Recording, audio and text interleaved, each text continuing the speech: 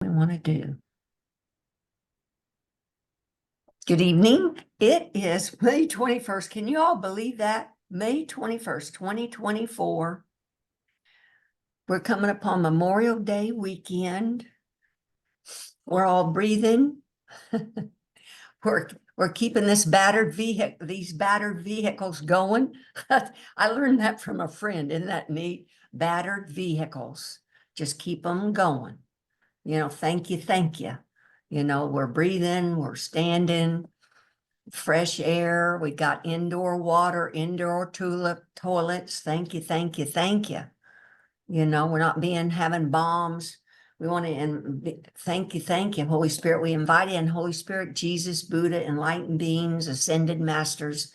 Guide me what to do or say, and help all those here and those that see later this video to have insights that'll help them further along the path of awakening, removing these obstacles for their awareness, for each of your awareness to the spirit and God light that you are, the Christ light, Buddha light, but in essence, it's God light, God light. Welcome, welcome, welcome. I'm Glenda Carlin Busick, B-U-S-I-C-K, but I go by my maiden name, Glenda Carlin. But if on Facebook, it's that complete name, you can private message me there if you want to be added to my email list, because prior to each meeting, I send out an email covering what I'm going to be discussing. And when I restarted after my move, I thought, well, I'm not going to send out my text of what I'm doing. A couple of you, Joan included, said, oh no, I really like, and Terry, really like that text so I can read a few things before the meeting. So I listened, and I'm doing it. And you know what else I want to share is about these meetings is I never know how the topic's going to come up, but this time the thought just came to me about the fear that I had, but also the fear I hear from students about giving up this self-concept, that in giving up this self-concept, ego really can wreak havoc for you about like, well, then, first it's a few weeks back, I found that quote in the Course where Jesus says, it's quite startling to get it even briefly, that these bodies are projections or mirages or dream images, that we're really spirit, God's spirit, light beings that are just playing in these forms. This is the Garden of Eden that the Son of God created to play with images. And he animated all the images with God light. And that's what we are, spirit, love, what we are. But anyway, then we for whatever reason, we fell asleep, forgot we're spirit, think we're a body. The whole Course of Miracles is to have us remember, I'm not a body, I am free, for I'm still as God created me.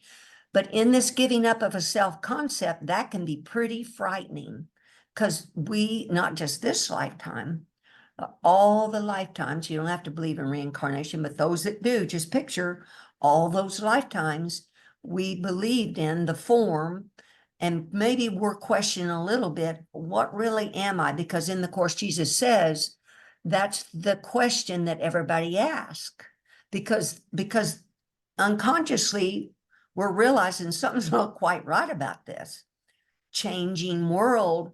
There's permanent God. How come all this stuff is changing? And where's God fit into all this? What's going on here? What am I? Well, that's the eternal question. And we kind of covered that last week. Jesus says that question is know thyself. Well, anyway, your true self is spirit and light. So this talk I was thinking about, well, that's fear. Fear comes up when we're giving up this self-concept that we're a body, because the body's a symbol of the ego. But yet I found in this talk, but maybe a month or so back, is that the body can be illumined, is illumined. Jesus says that. It's the mind that needs to change and remember what we are. but the body is an image in the mind. And as the mind awakens and is illumined, the body becomes illumined. The body is just a communication device. That's all it is. It's the mind that's thinking these thoughts of separation, and being that we feel separated from God, what happens? We don't, it's in the unconscious mind because ego doesn't want us to look at it. Then that results in fear. Fear because we're alone. We feel alone. We're feeling separated from source and separated from our brothers. Now picture that, just picture what a horrible state we feel like we're in, that we're alone. And that's why last week I talked about taking refuge or comfort or rest, because we've been trying to go it on our own.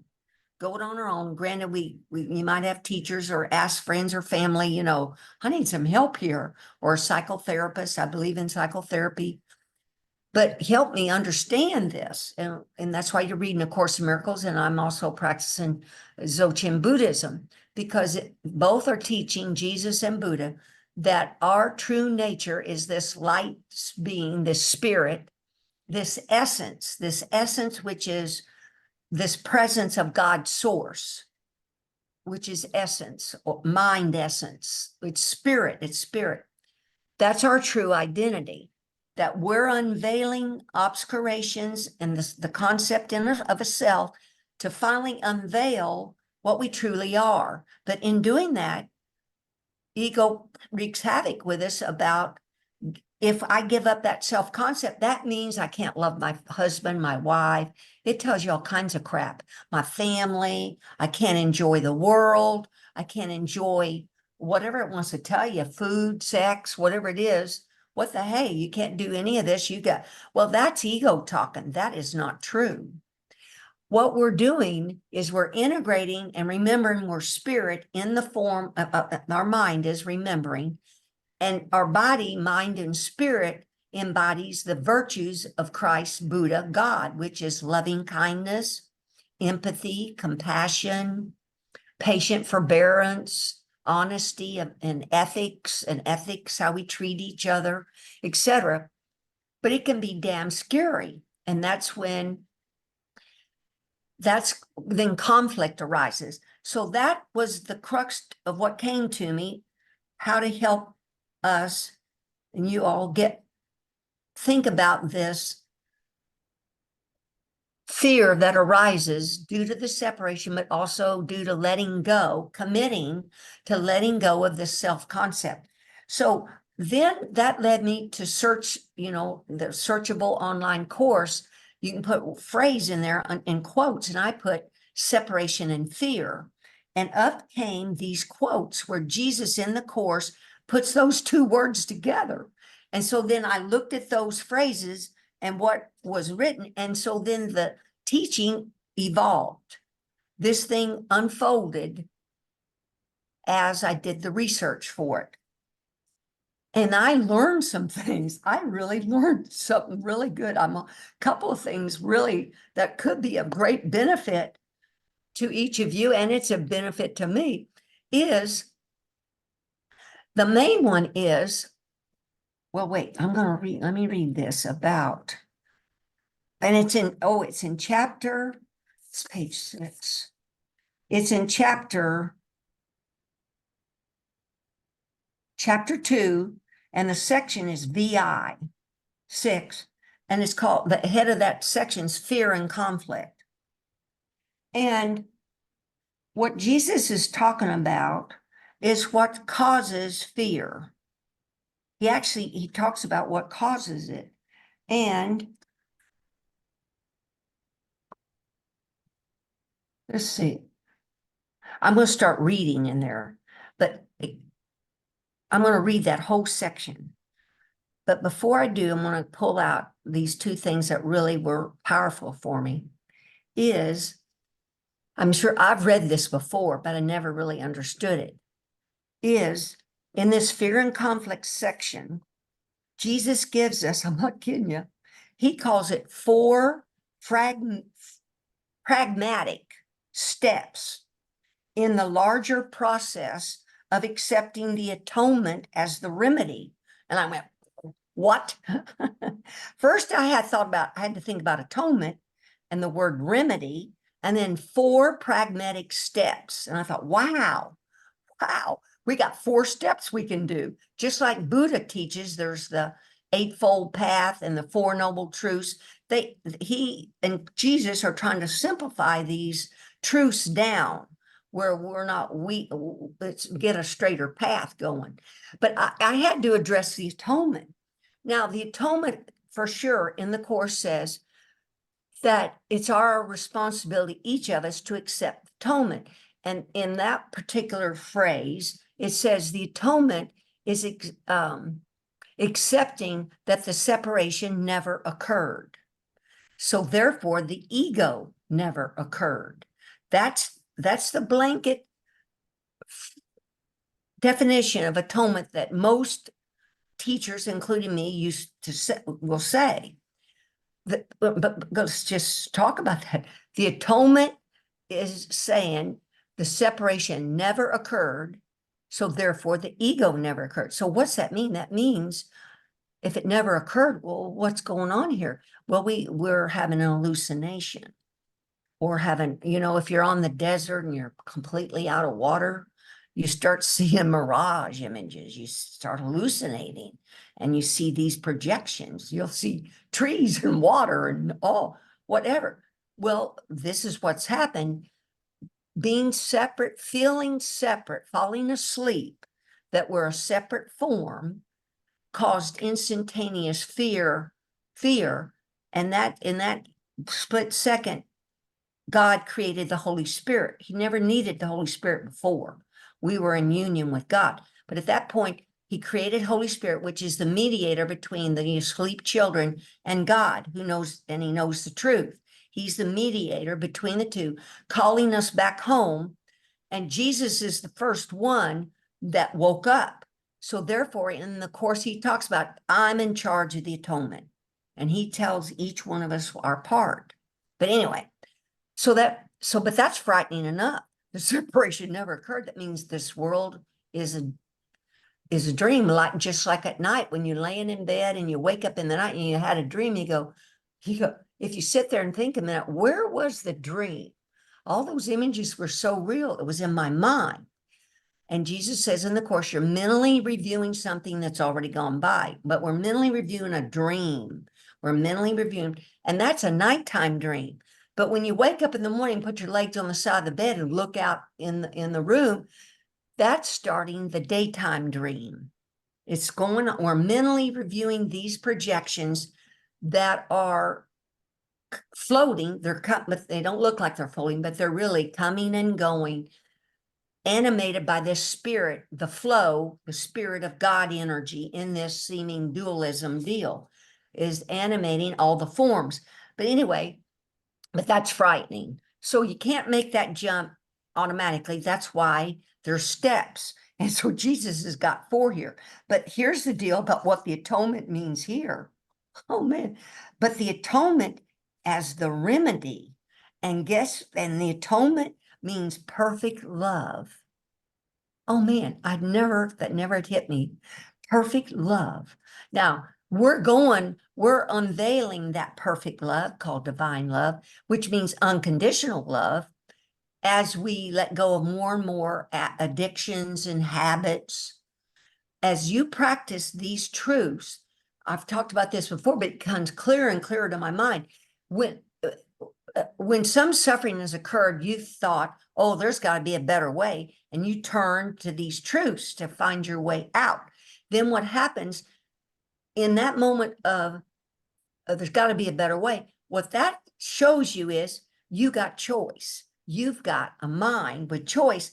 And one of the first things that's in my email is recognizing that this is Jesus talking. What you do comes from what you think. The truth is that you are responsible for what you think, because it is only at this level that you can exercise choice. That's in chapter 2, section 6, paragraph 2. And that's a huge deal. Before all this, we were all just muddling along, listen to ego and doing what the hell he said or she said, the thoughts, the word, the sentence, thinking, the sentences, the thoughts we're doing, we just did them. Knee-jerk reaction doing them. But now you got a choice. There's two voices. The voice for God, which is the only voice that's real, and then there's the ego voice we made up. But anyway, what it's wanting to teach us is perfect love is the atonement. And I thought, wow, oh, that's cool. So we just practice. Remember, I talk about this almost every week. Just say, God, God, God, I love you to everything you think of and you see. Oh, man, think about that. Silently say, I love you and God to everything that shows up in your mind. When you wake up and you think you had that dream and you're thinking of Aunt Martha or some politician was in the dream or some memory of your past employer or co-workers or whatever the hell's going on. Journal that and then say to each of those images or events, I love you, I love you, I love you. You are God, God, God, God. And you have your journal, and then you every few days you look back through your journal and start repeating God, God, God, I love you to all those images. I'm not kidding, folks. This is a shortcut. I keep trying to give you shortcuts, but boy, Jesus has got a real good one here. And it's I'm gonna read this because it flows. You know how Jesus does this. So I'm going to read fear and conflict this. And wait, before I do that, in the part of the front of the email, I tried to list things I got from when I searched the word separation and fear. What I'm trying to do is motivate yourself to, each of you, to practice even with more commitment. And so I'm going to quickly read these things, and they're in the email. First, accept responsibility. What you do comes from what you think. The truth is you are responsible for what you think. Like, where are these thoughts coming from? They're there, but I'm responsible because if I agree with them, then I'm responsible for what I think, because only at this level that you can exercise choice. But what I think causes what I do. And later on in this section, he's going to talk about when thinking and doing are in conflict, are not unified, that's when we have conflict. So I recognized the other day I had conflict with a subcontractor, and I realized immediate solution was just to stop. I knew enough to stop and ask Holy Spirit silently help me. I wasn't communicating with him as to what I needed done. And it took a couple of times me asking for help, and then I just had to pause and kind of lean back. And then I just got kind of a thought to say. But what I recognized when I was sitting with this teaching tonight is conflict comes from fear. He and I weren't communicating, so underneath it there's a fear that we're not getting along. We weren't getting along. And there was conflict. But when I lean back and then here later, think of that subcontractor and say, I love you, that's something I'm going to incorporate in, because it's one of the 4 steps. Come first to recognize I must have chosen not to love, or that fear could not have arisen. So I chose not to love that subcontractor, thinking he was a separate body. And I remember even thinking, I wonder if he really knows what he's doing, And of course he did, because he was doing a little step that, because I don't know drywall work, he knew something he was doing. But I'm just clarifying, I wasn't coming from a loving position.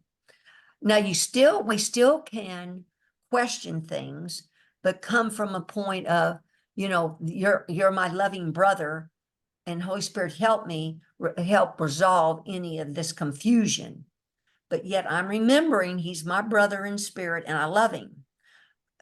These are sentences we want to say to ourselves, instead of letting ego put a whole bunch of sentences together to make a paragraph about this whole deal. argue and continue and and then result in some argument, right?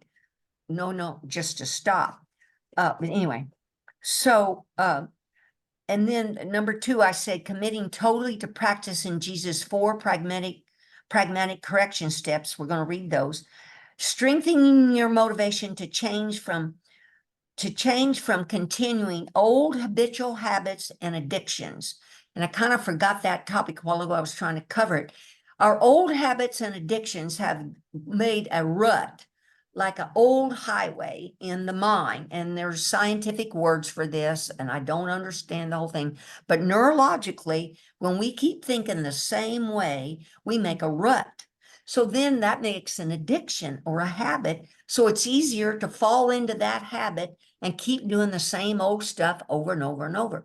As you stop and remember, oh, I'm doing this. I have a choice. I don't want to think that way. I'm going to think this truth.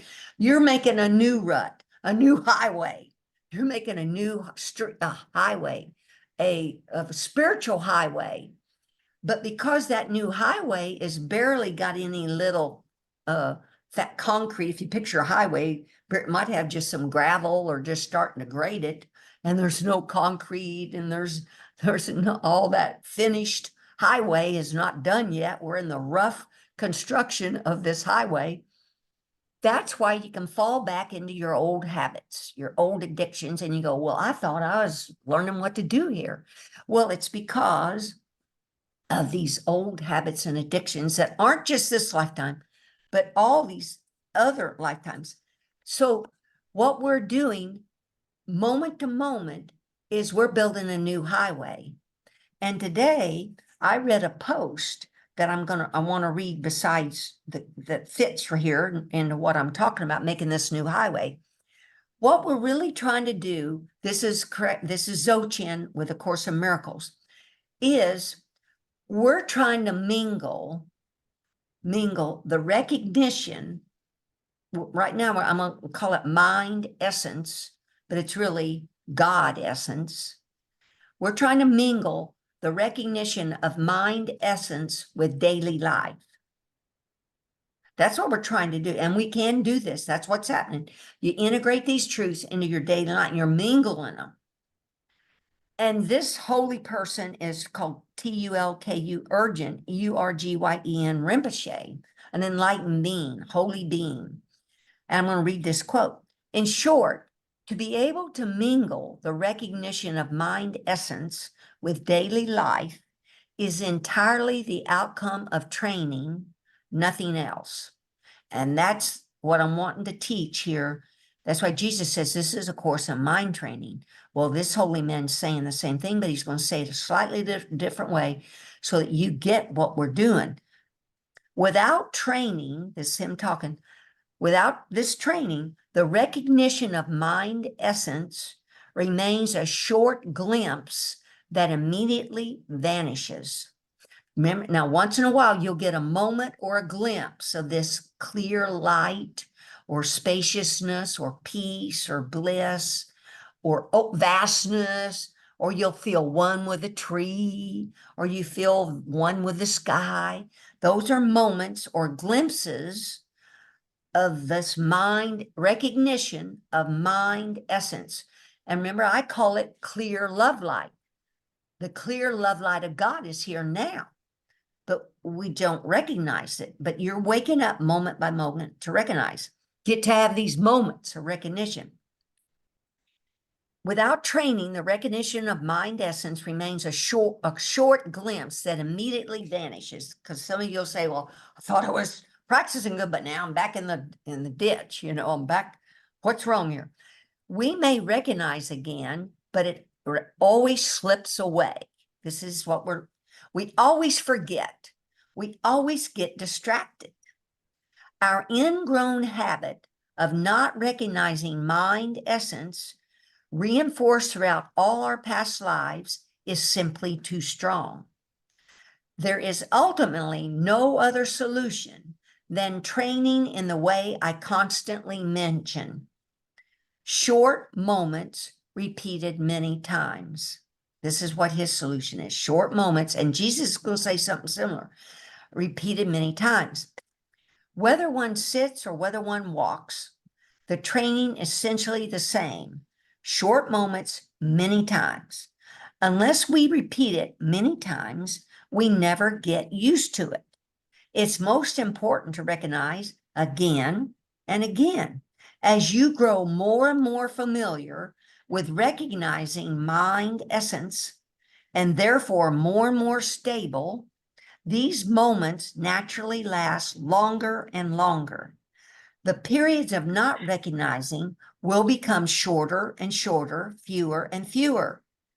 The training is reminding yourself is thus crucial until finally there's one continuous, unbroken stretch of original wakefulness that is called the state of complete enlightenment. Until that happens, you need to train again and again. Now, that really summarizes what we're doing. But if you all don't set up a daily practice routine and make this your habit, it's going to take many more years to wake up.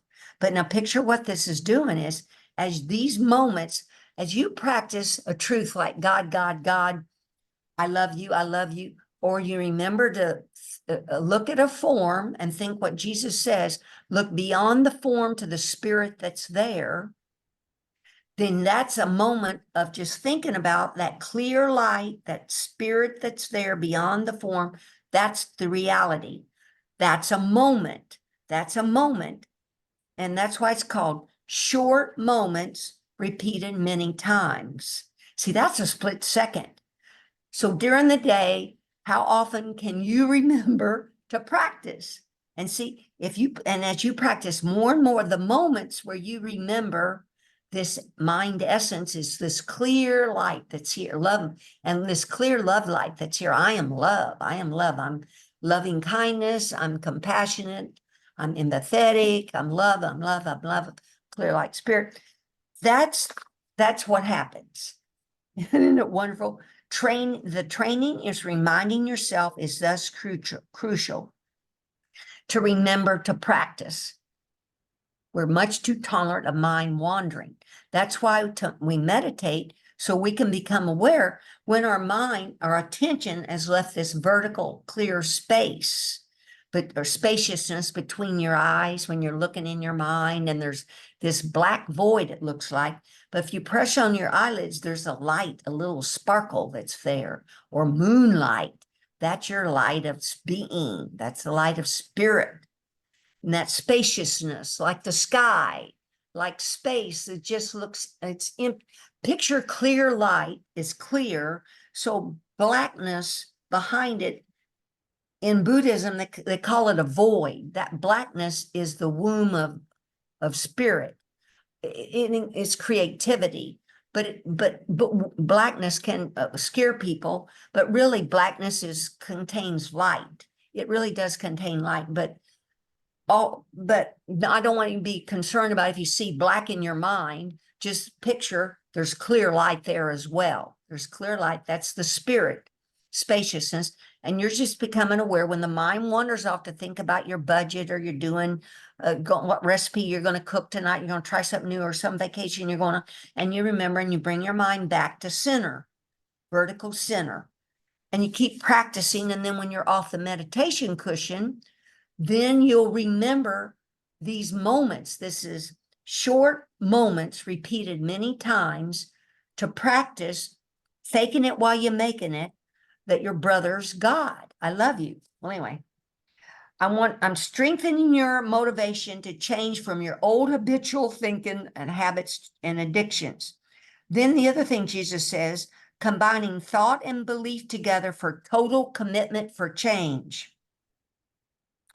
So you have a thought, but you can have the belief. I believe I can do this. I know I can do this. You're committed to a total commitment for change. Write that in your journal. I'm totally committed for change.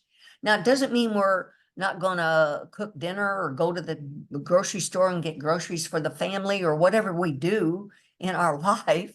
It's a balance. It's a balance, not out walking to, you're incorporating mind, body, and spirit in this. We're not off in the ditch on either side. And then turning your mind over to Jesus. Jesus says it's possible to reach a state in which you bring your mind under my guidance without conscious effort.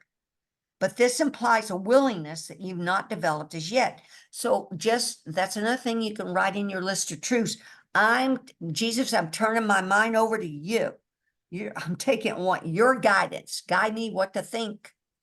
Because I realized today when I did this teaching, I say to Holy Spirit, guide me what to do or say. I'm changing that to guide me what to think. Because it's at the mind level, because doing results from what we think. Guide me what to think. Let's see, that's page 1. Where's page 2? Recognizing what seems to separate you from God is fear. Your recognition that whatever seems to separate you from God is only fear, regardless of the form it takes, and quite apart from how the ego wants you to experience it. See, ego doesn't want you to even bring this to the surface to think about it, because a lot of students will go, oh, I don't fear, I'm not afraid.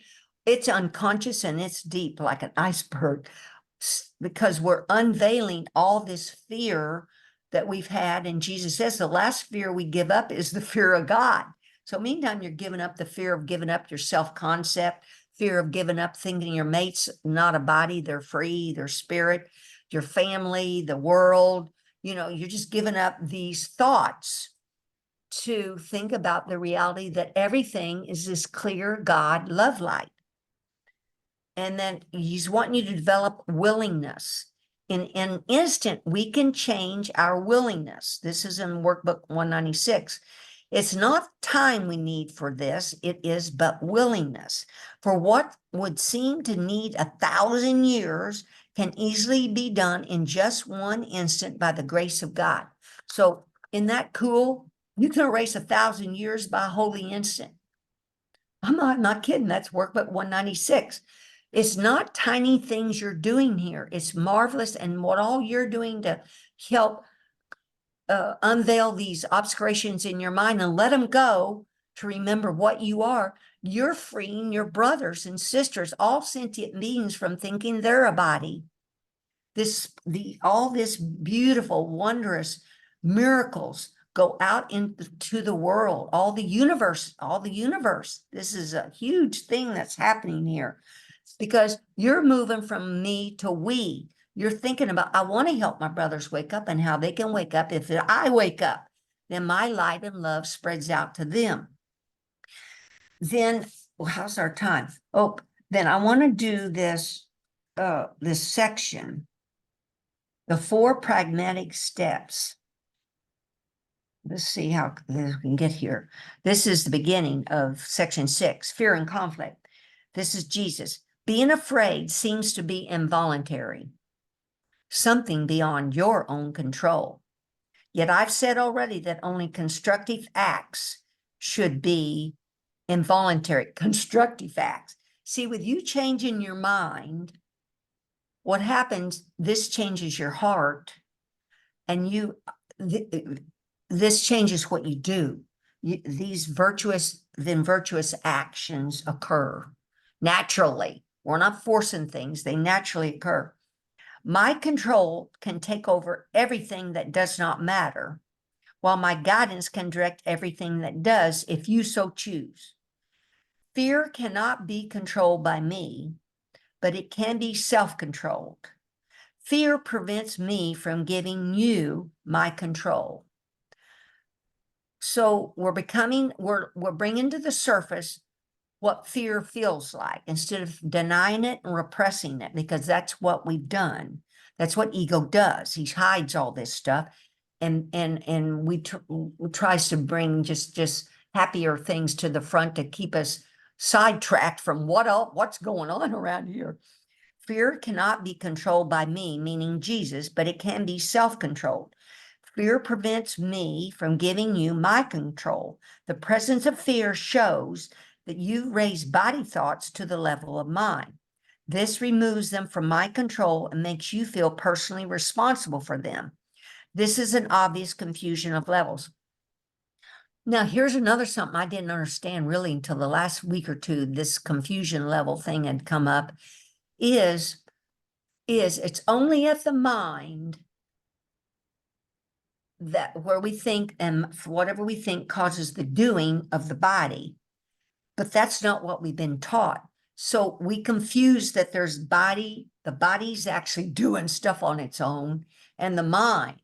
So that's conflict. That's confusion of levels. The body's not doing, it doesn't have a mind of its own. It's neutral. It's a communication device. We just talk through it. This is a very something I never really understood. It's only mind. So we become aware of when we're agreeing with ego that the body's made us do something. Then we look at what was I thinking later. You never put your body in harm's way. Then you're asking, Holy Spirit, I want to understand what was my thought before that caused that body action and my behavior.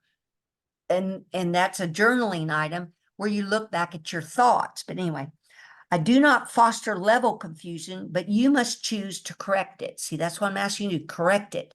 Realize the body's not got a mind of its own. It's your mind that's having a thought that causes the body to do whatever it's going to do. So to confuse it, the body's doing things that the mind doesn't want it to, then you're in conflict. You got to get both of these things believing in the same thing, whatever the thought is, and not feeling coerced. Oh, I want to act more loving, but that guy's a real ass, And so then you got conflict between thought and what you're going to talk about, right? Or think about with him, right? So then you're sitting, leaning back and asking Holy Spirit, help me, because you're correcting this confusion level of, well, you get it. You want to sit with this because we're causing our own conflicts, our own fear. Anyway, you would not excuse insane behavior on your part by saying you could not help it. Why should you condone insane thinking? I mean, wow. There's a confusion here that you would do well to look at clearly. You may believe that you are responsible for what you do, but not for what you think. The truth is that you are responsible for what you think, because it is only at this level that you can exercise choice. What you do comes from what you think. You cannot separate yourself from the truth by giving autonomy to behavior. That means autonomy meaning that behavior has its own action. No. This is controlled by me automatically as soon as you place what you think under my guidance. If we are asking Jesus to help us, then we're going to start bringing our thought and our behavior into alignment. Whenever you're afraid, it's a sure sign that you have allowed your mind to miscreate and have not allowed me to guide it. It's pointless to believe that controlling the outcome of a misthought can result in healing. When you're fearful, you've chosen wrongly. That's why you feel responsible for it. You must change your mind, not your behavior. This is a matter of willingness. Now, I know this is confusion to you all because it's been confusing to me for years. But the bottom line is it's only your mind. We want to become aware of what we're agreeing with, of what we're thinking, because what we think causes what we do. The correction of fear is your responsibility. When you ask for release from fear, you're implying that it's not. If we ask Jesus to get rid of this fear item, he can't do that. It's in our own mind by our thought. So we got to go into our mind and say, oh, it's this thought, Jesus, I need help with. I hate that politician, or I hate that neighbor, or my family doesn't visit me as often as I should, and that's causing grief. And I've got this expectation. You're going to your thoughts about what's causing these conflicts, 6 and 7.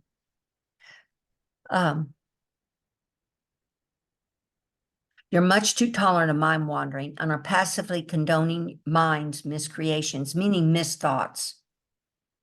Fear is always a sign of strain. See, this stuff can be convoluted. That's why I tell people, read the workbook, the manual for teacher, and the lessons, because the text can be confusing. So we're going to go past some of this here. It's possible to reach a state in which you bring your mind under my guidance. We talked about that. He's urging you to listen to him. You have conflict when what you want is different from what you do. So then you write in your journal, what is it I really want? And then and what am I doing about it? What are my actions? He's saying this. The lesson here is quite simple, but particularly apt to be overlooked. I will therefore repeat it, urging you to listen. Only your mind can produce fear. It does so whenever it is conflicted in what it wants, producing inevitable strain because wanting and doing are discordant. This can be corrected only by accepting a unified goal. So what you do and what do you want? I never understood this before. And then here he gives you the 4 steps. The first corrective step in undoing this error of wanting and doing in conflict, is to know first that the conflict is an expression of fear. Now, that seems pretty bizarre, that this conflict is fear, but fear is, these wants are probably things that are separate from God. You can probably bet on them. So when we're separate from God and wanting things that maybe aren't, or whatever they are, God denies us nothing in our life, but it depends on what your expectations are and how your happiness is ruled by whatever these things are you want.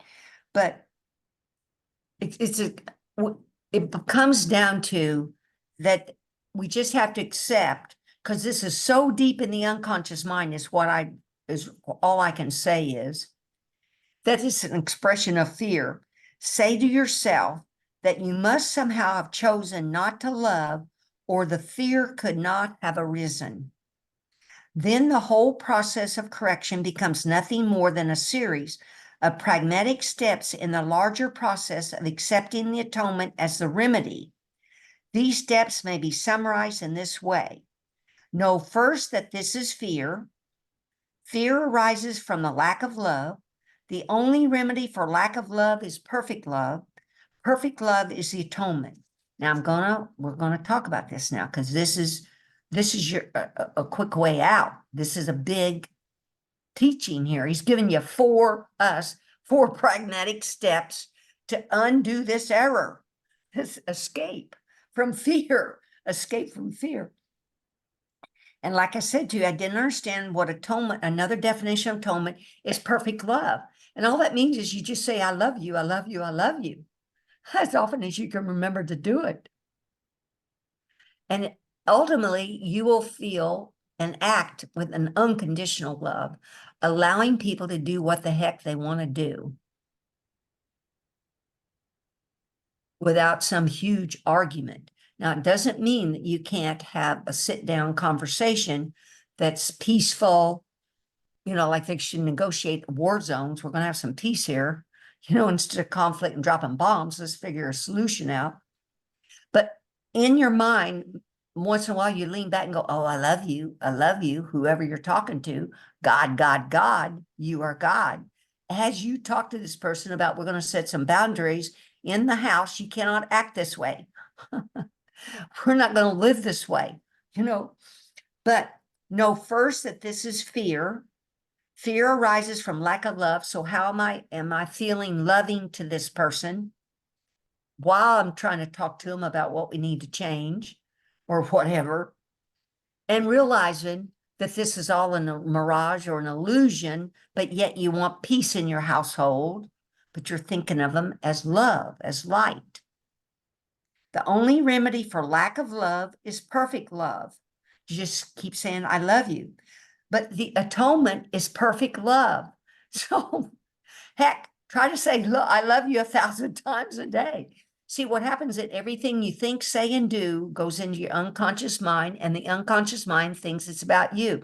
So all these saying I love yous, because underneath part of this Dzogchen teaching that I've learned is meta kindness, where you say loving things to yourself.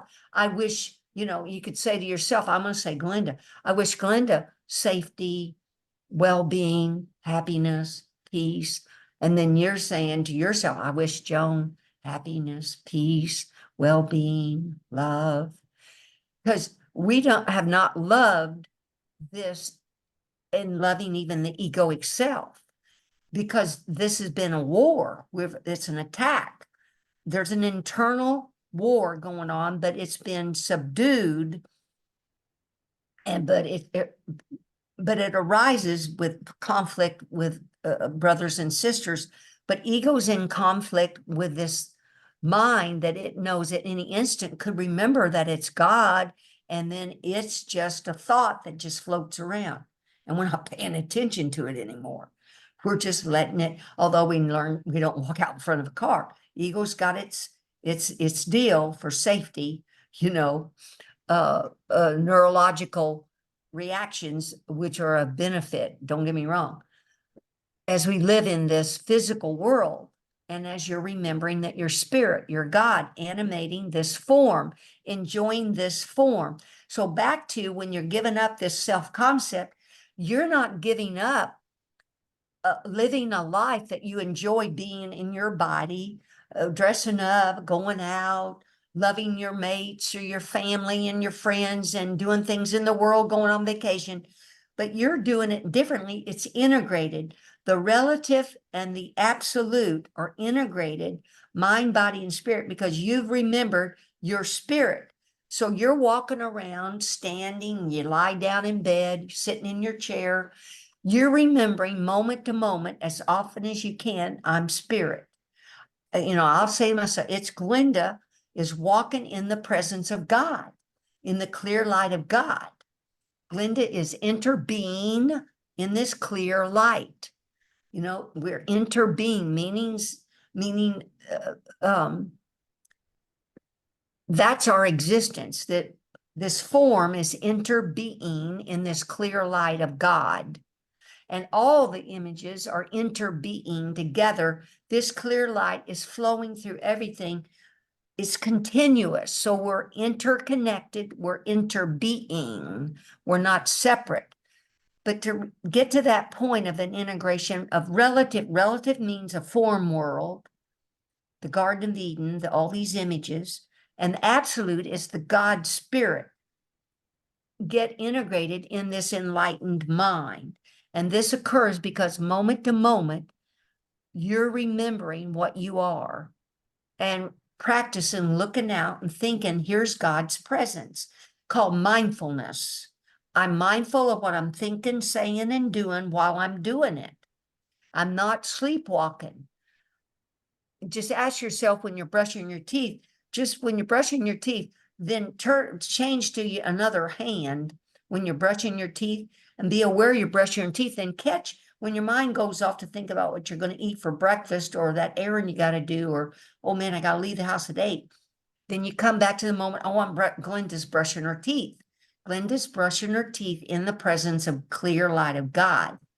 This form is brushing its teeth.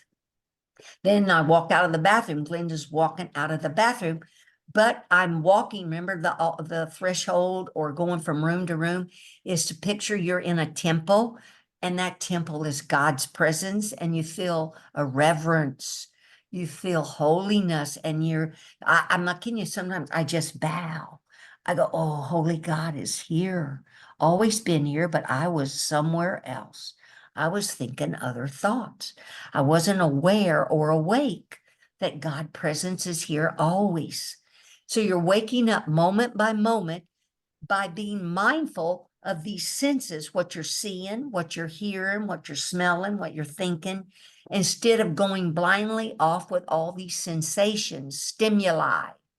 Then you're lost in thought, your mind wandering. That's this mindfulness.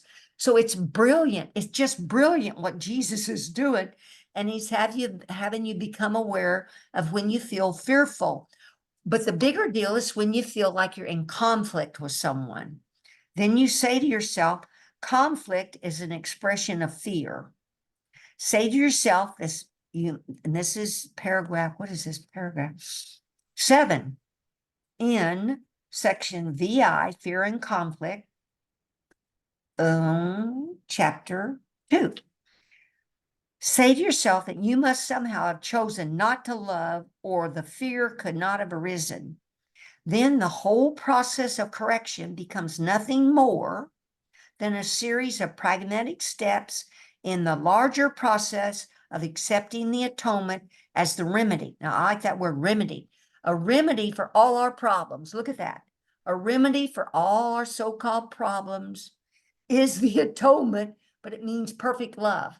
That we just love. Love. Now, it doesn't mean we're doormats psychologically or physically. No, I'm not saying that. But underneath, you still are thinking loving their love. They just do know not what they do. But yet they're God's spirit. They're choosing to listen to egoic mind. And you're no longer being ignorant of what's going on here. You're no longer ignorant that your mind wandering is going off with ego to think these thoughts of agreeing with ego. This is a body. This person, just all these judgment thoughts. Remember, even just thinking of, remember, just seeing a bird, just hearing a bird sound is just to hear the bird sound, and let the symphony of sounds, sights occur without me going on. Which type bird is it? Male, female? Which branch is sitting in? Oh, that sounds a little different than what I used to hear it say. Or look, that bird's not really the coloring that bird books said. Picture all those paragraphs, those sentences are ego. Now, there's time and a place for that, but when we're off meditating and you're out walking and you're wanting to remember what you are, you're wanting to let go of ego's judgments. You're just wanting to see things. You're just wanting to hear things, just feel things. And when I'm out walking now, I'll go, oh, I hear my footsteps on the pavement. I'm not kidding you. This is really mind-boggling to me. All these years of just sleepwalking. But I hear my footsteps, the rustle of the wind in the trees, different sounds that are going on, traffic, or in different types of traffic, big cars or an ambulance, or it's a symphony of sounds that is just pure sound passing through the clear, pure mind of your holiness, not being grabbed onto by the egoic split mind and labeling and judging all that stuff. There's time and place for it, but we're talking here about mind training here to remember who and what you are. Your mind is God mind. It's pure and innocent, whole, pure and innocent. That means it's not clogged up with thoughts and judgments. It's been all those thoughts and judgments have been unveiled and let go of, and there's purity, and all these stimuli are just flowing back and forth. That's the natural flow, the natural Tao, the natural great perfection of leaving things as it is. Letting things come and go means let them come and go and just be, meaning we just be, we sense we're this clear light spirit and just being, meaning not doing, we're not doing, not thinking, we're being, just being. We've been thinkaholics. Remember, people talk about Alcoholics Anonymous. They ought to set up Thinkaholics Anonymous, because we're just addicted to thoughts. Just that ego thoughts, just doing what ego, agreeing with ego, attaching or pushing thoughts away, attachment and aversion, etc. But anyway, don't you love 4 pragmatic steps for accepting the atonement as the remedy? Perfect love is the atonement. Oh man, 758.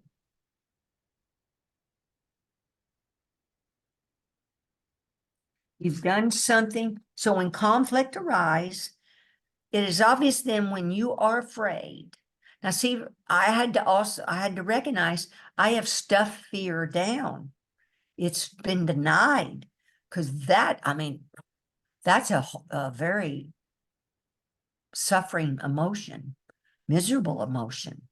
But and it stems from we feel separate from God and alone. And you're letting your feelings surface enough, we're not, if psychotherapy is needed, fine, if it is, but we're not going to waller in these feelings and thoughts. That's not what Jesus is talking about here. It depends on how deep these feelings are as to what psychotherapy is needed. But some people do psychotherapy 5, 10, 20 years and they're stuck. There's a time it's like people that are in graduate school for 5 or 10 years. They never leave college and go off for a job. They're just stuck. So we don't want to get stuck. But we want to be, as you awaken to unveiling these thoughts, Holy Spirit will bring more to your attention to look at.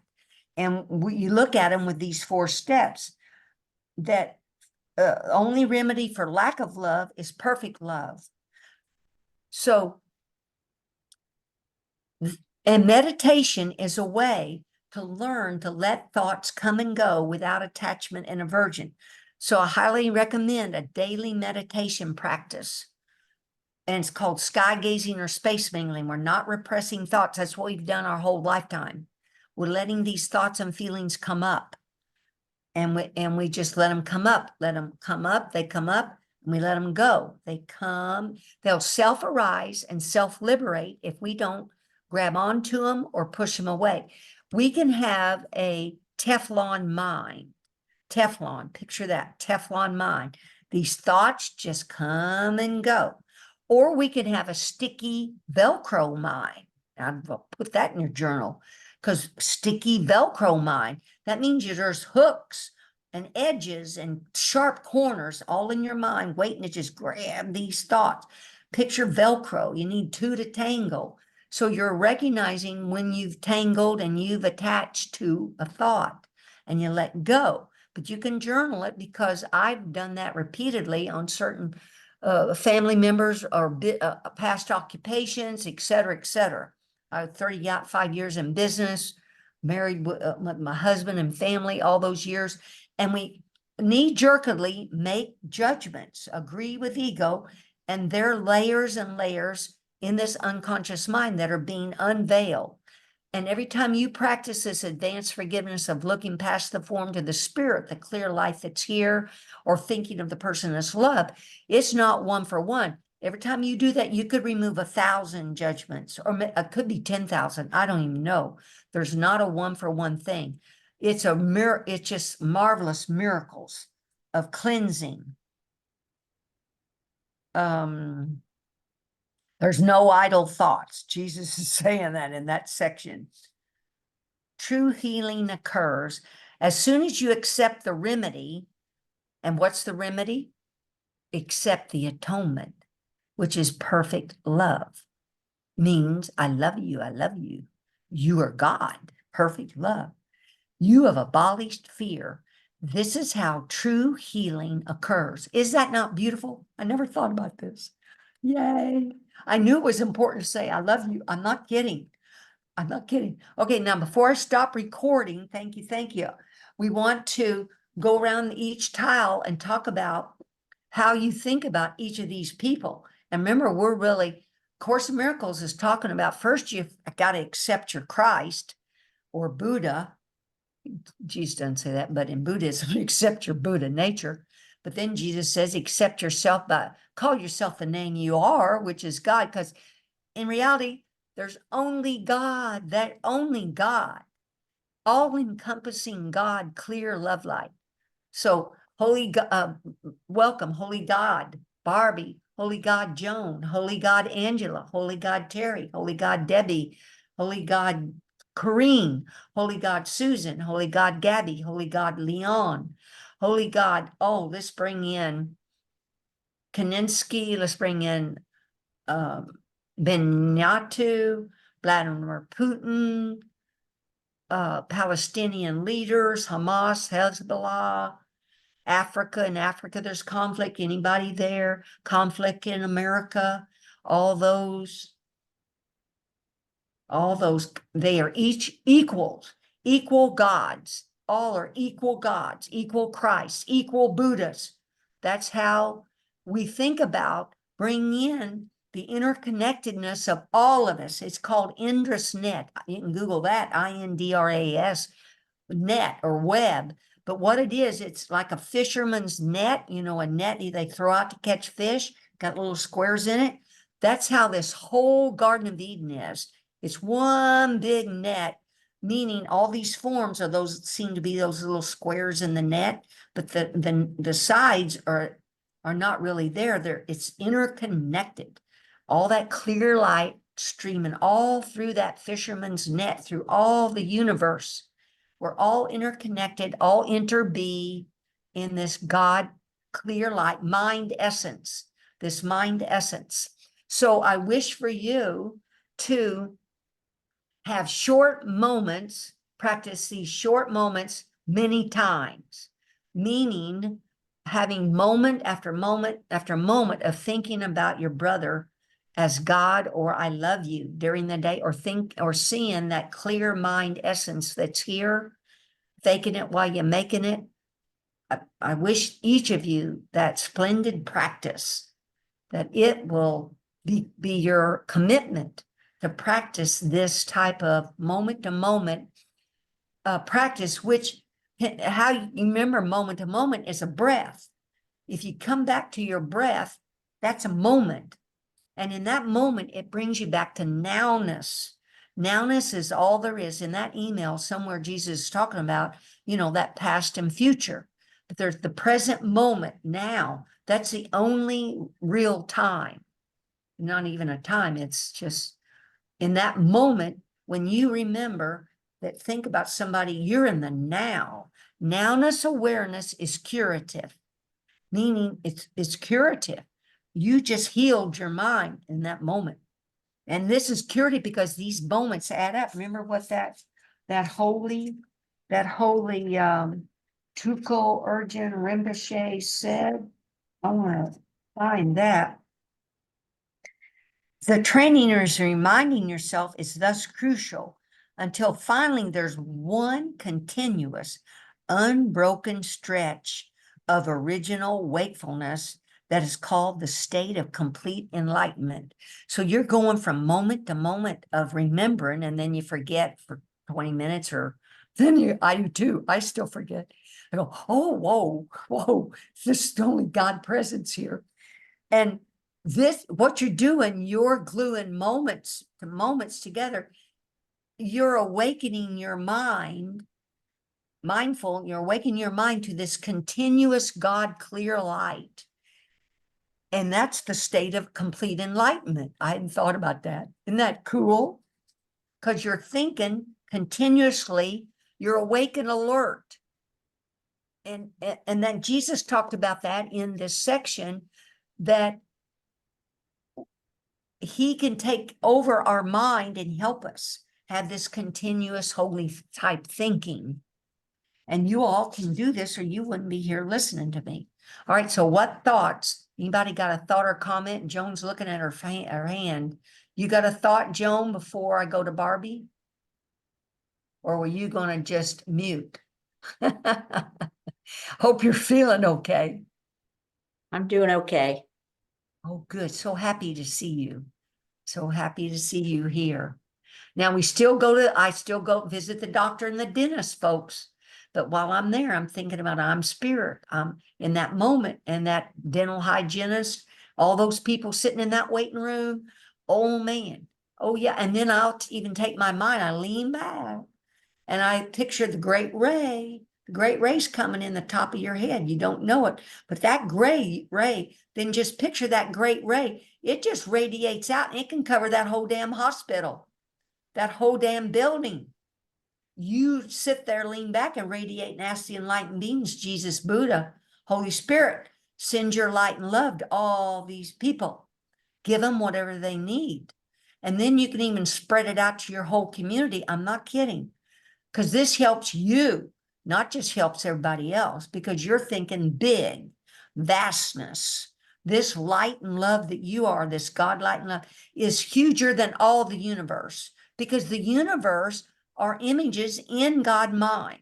These are all projections in the big, huge God mind that is vast beyond the sky. No center, no corners, no edges. It's endless, vast to infinity. But it's always creating. It's never asleep, this God mind. It just depends on which thought you want to attach to. But you can sit back in that waiting room at the dentist office or in your car before you go in there, or and let that light just shine over everybody.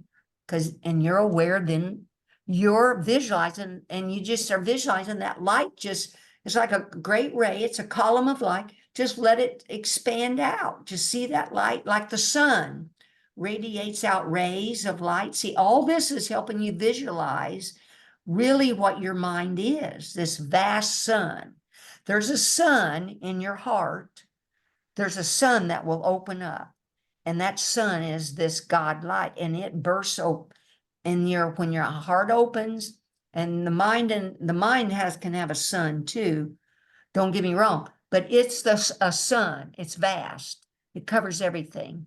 Not covers, it is everything, and everything's in it, animated with interconnected.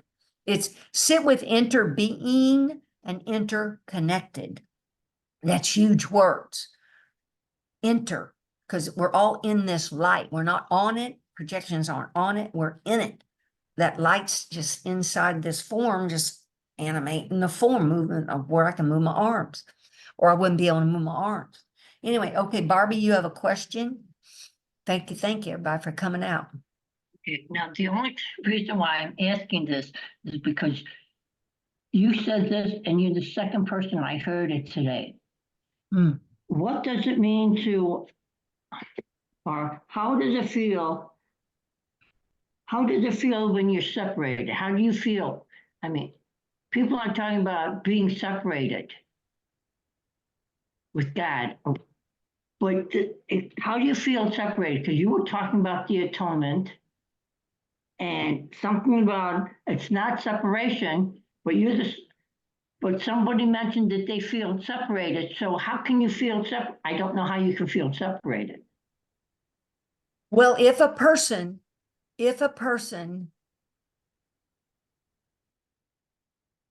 doesn't feel connected to God, then they're separate. They feel separate.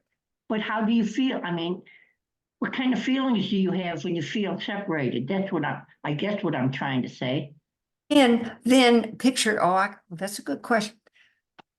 Well, that's part of what we're awakening to, is recognizing the part of the mind that's this thinking ego mind. What's that like? Versus this holy divine mind that lets things be, come and go.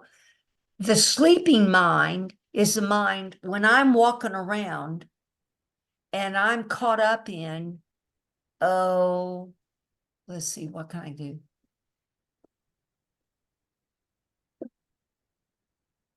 I'm thinking thoughts, body thoughts, or people thoughts, or a politician has done or said something, and my mind is thinking what that person said, and I'm thinking that's not good.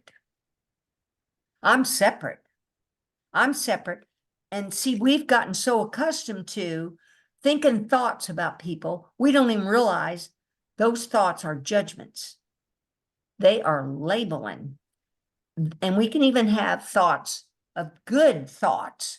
We can talk about an actor or a movie star or a model. Oh, wow, they're just so beautiful. Look at that skin, look at that body. So I'm thinking about them as a body and all this stuff, or thinking about, wow, whatever, then I'm sleepwalking. but when I'm awake, I'm aware. Bye, Terry. Thanks for coming out tonight. Thank you, honey. I love you. Is when I'm caught up just thinking thoughts and not recognize Glenda is thinking these thoughts about that politician. Now, oh, that's not true. I'm not agreeing with that ego. They are love. They are God. Does that help? That it's sleepwalking. I understand that, but I think my question is more about how do you feel emotionally about feeling separated? I don't understand how a person. Well, you feel lonely or desperate or unhappy, sad, all these Okay, emotions. You can Google emotions of sadness. Because see, we as a culture not taught ourselves in high schools or colleges how to feel our feelings. Like I feel depressed. I recognized a few months back I was depressed because I wasn't able to go to this group meeting I wanted to go to. But then as soon as I relaxed and accepted, oh, I was feeling depressed about not being with this group. It's okay. I can be with them. I can think of join via Zoom but I recognized I had this feeling. I felt depressed. Before I would have just denied that. But now that I'm awakening more and more, I'm allowing myself to feel my feelings. Like when I felt in conflict with my worker, before I would have been just arguing with him. But no, I realized I was in conflict. We weren't communicating. There was a friction. It wasn't flowing. okay, And thank you. And Jesus says in the course, we use our feelings to tell us which voice we listen to. So if I'm feeling upset, angry, irritated, depressed, I've listened to ego and agreed with ego about something. And then I choose again. That's what Jesus teaches. And then we think of that. Then I recognize there's only perfect love. And that I go to these steps. Know first that I was thinking fear thoughts, because anything that's thinking anything but peace or bliss or love is really fear. It's fear. And under the big head, because that's the introduction to A Course in Miracles. The opposite of love is fear, but what's all encompassing can have no opposite. But we've repressed all this so much we don't even know what fear feels like, etc. I understand completely, Barbie. Good Okay, question. thank you. I guess that's what I wanted to see, what emotions come up in a person. Okay, thanks a lot. Sure. And Jesus says even an irritation is just a slight, is really just same as rage, because it's just been tweaked down, because we're still denying that we're really just, because, oh gosh, there's just such a fear of feeling separate or afraid that you're not going to have, money to live or clean water, or your family's going to act crazy, or your children are, how are my children going to do all this? Or, it's just, there's just so many thoughts that ego presents and that shows up. But that's why we journal. We have our group here.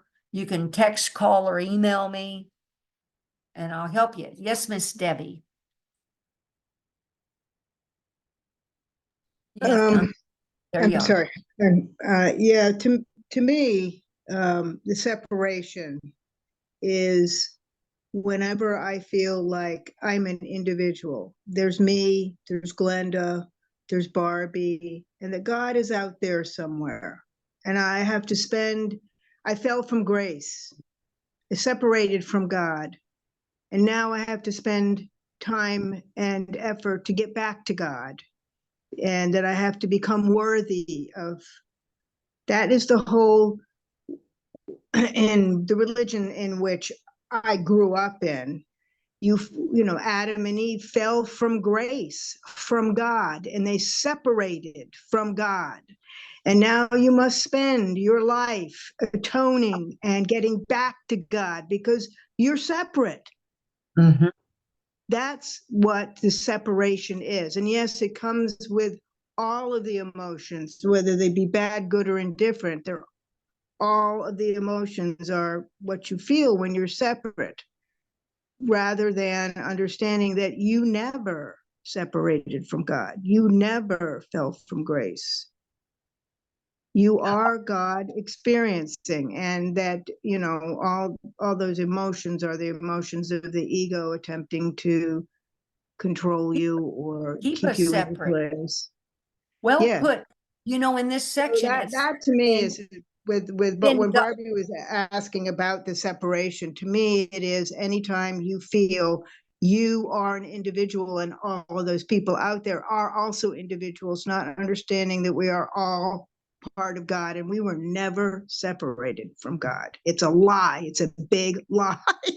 Yeah. Sorry. Well, and then there's vengeance, but due to that Yeah, separation, sure. There's all of God that. Yes, vengeance ma'am. of God is going to get even, which Right. causes Be more careful. fear, because he's going to cause some awful things to happen in your life, when in reality, life is cause and effect. But what Dzogchen teaches and Jesus teaches ultimately is Mhm. we're one with our karma. If I let these thoughts and feelings come and go on this clear, pure light God mind, and don't attach or push them away, I'm not causing karma. Then I'm one with what shows up in front of my face, one with all this. Yet when my feelings tell me, when I'm starting to feel like what Debbie said, separate, that I'm a body that can feel being attacked by a neighbor or a friend or a relative saying mean things to me or whatever, or saying very good things, and there's pride and all that stuff happens, we're still uh, uh, feelings of a cycle of up and down versus this evenness, this smoothness of clear light. This accepting that the separation never occurred, it's all a dream, like Debbie said, that's the whole Course of Miracles. But the opposite of fear, a love is fear, Jesus says in the introduction, but what is all encompassing can have no opposite. So in a heartbeat, in instances, you can remember that your love, what's all encompassing, can have no opposite. And what's all encompassing is love. Love is your natural inheritance, and love is the remedy, or for the atonement, perfect love, to help you get out of this feeling of separation. But all this is unconscious, because ego doesn't want to bring up what's causing these feelings. He doesn't want you to look at it, because if you look at it, you go, well, like she said, that's a lie. I'm one with God. We're all one with God. We never left heaven. We never left God's mind. Only in a dream did we do this, or an illusion. And I'm remembering what I am and what my brothers are and what God is. That's the whole purpose of Course in Miracles and Dzogchen, to remember what you are, what your brothers are, and what God is.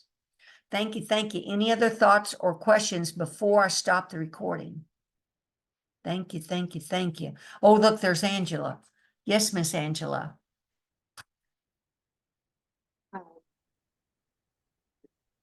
Can you hear me? Yes. Yes. I just want to add to that, Glenda, because as we know, the Course in Miracles, it doesn't about love or how to love it. The Course in Miracles teaches us where we set the blocks to love, because we have all this stuff, thinking, you know, all these concepts, beliefs, and so I recognize now where the Course has taught me where I'm blocking the love. And you can only be in two places, right? You're either in love or you're in fear. And so I just thought I would add to that. And, you know, what comes to me for tonight also is the discipline. I recognize where discipline is so important, you know, in like, you know, like I really like God, I love you, I love you, I love you. That's easy shortcut. Thank you, Glenda, for that. but the holy instant, is it can help us in an instant, but we forget. And, so, I just really want to say, coming to me is recognizing the discipline that is needed into my more awareness, my awakening, and the spiritual practice of living this life. So I just like. That's it, the practice and recognizing it's short moments many times, right? That we practice. And the breath can take you to the moment to remember, oh, what was I thinking? A way to go, Angela. Yeah, we're removing blocks to the awareness of love's presence, which is our natural inheritance. We are love. We are perfect love. God is love. But it's too simple, isn't it? Just to say love. Well, we fake it while you make it. We say, I love you to everything silently and to our family, yeah. Recognizing the spirit that they are, because we are letting go of thinking that we're loving their body. We're loving the body. No, we're loving their spirit, their God essence. But I love you. You are spirit. You are God. But anyway, thank you. I'm going to stop the recording now. If no one else has a thought they want to be, I'm going to stop the recording.